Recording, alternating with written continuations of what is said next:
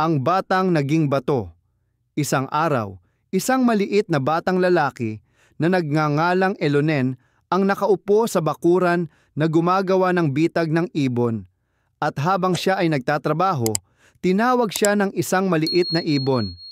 Tik-tik Loden, halika at hulihin mo ako. Gumagawa ako ng silo para sa iyo, sabi ng bata. Ngunit ang ibon ay patuloy na tumawag hanggang sa matapos ang patibong. Pagkatapos ay tumakbo si Elonen at inihagis ang silo sa ibon at nahuli ito. At inilagay niya ito sa isang banga sa kanyang bahay habang sumama siya sa iba pang mga batang lalaki upang lumangoy. Habang siya ay wala, ang kanyang lola ay nagutom, kaya't kanyang kinain ang ibon. At nang bumalik si Elonen at nalaman na wala na ang kanyang ibon, siya ay labis na nalungkot na nais niyang umalis na lamang at hindi na bumalik.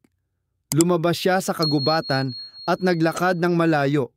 Hanggang sa wakas ay nakarating siya sa isang malaking bato at nagsabi, "Bato, buksan mo ang iyong bibig at kainin mo ako."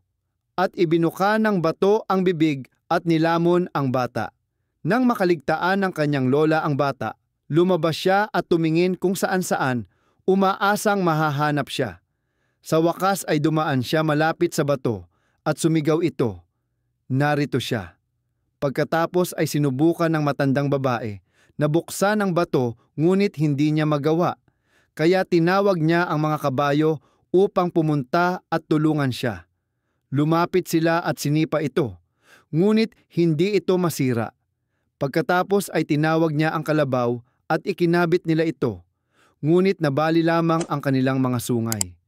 Tinawag niya ang mga manok na tumutusok dito at ang kulog na yumanig dito, ngunit walang makapagbukas nito at kailangan niyang umuwi nang wala ang bata. Ang batang naging bato.